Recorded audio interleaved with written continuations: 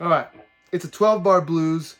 It's in G. That's kind of what we're doing here with this little lick. It's 12-bar blues with no standard rhythm. All right, let's get into it. All right, so the first part takes place on the G, the 1 chord, and it's in kind of a root position, blues scale type thing, which if you don't know, is a minor pentatonic with that tritone added. So you start using the whole thing, then you skip the tritone, but catch it up here. So that's very important. Then we do a little pull off. 2 D notes. There's that tritone again. And we're back up to root on top. You'll notice the hand stays in the same 4 frets the whole time.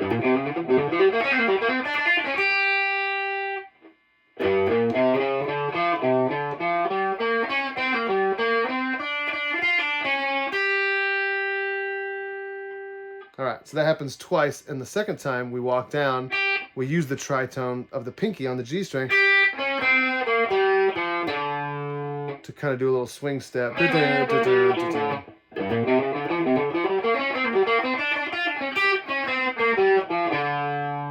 This brings us to our 4 chord of C. I hear a major third.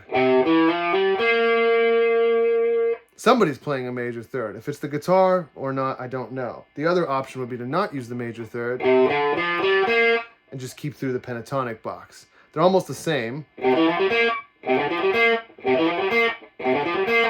At high speeds, they're almost impossible to tell. Try and see which one you think it is, but it's also good practice to do both. I'm going to do the major third here.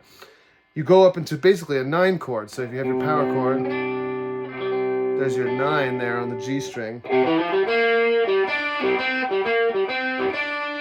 And this little 9 riff shows up a few times. It always goes 9, root, 7, root, 9. It goes down and then back up, all in a line.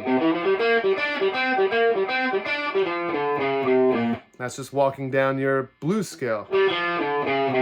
Back to the main part.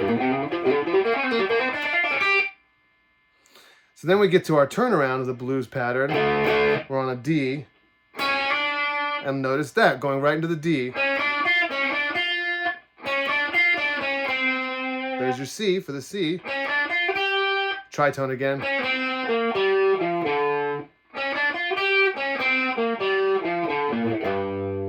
And that last one gets down to the root, but you immediately jump into the 9 riff. And this 9 riff, similar to the other one, you walk through the pentatonic to get there.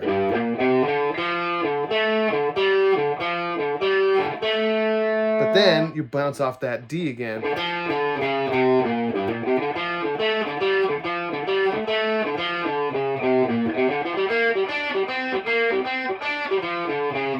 And notice there, I did not use the third for the C. I definitely hear it more as a pentatonic on this lick.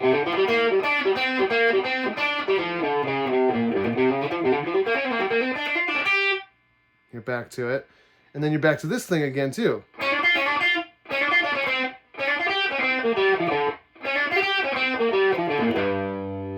And that's where it ends. The saxophone on that last part has a higher melody resolve, which is really cool too.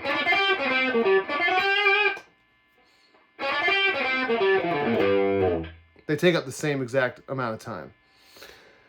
Okay, so a lot of legato for these things. In order to get that really fast, it's really hard to pick the whole thing.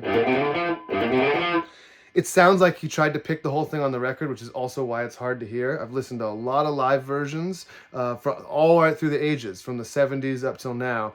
And it seems like there's little variations. People might do it slightly differently, including Fripp himself. He moved to new standard tuning and relearned this whole thing in new standard tuning, but he still plays it pretty much the same as always. I think I have all the notes accurate, and the one question I really have is whether or not that E is in there. But I'm going to play it right now, and you'll see if you can even tell when I play the E, if the E is in there at all.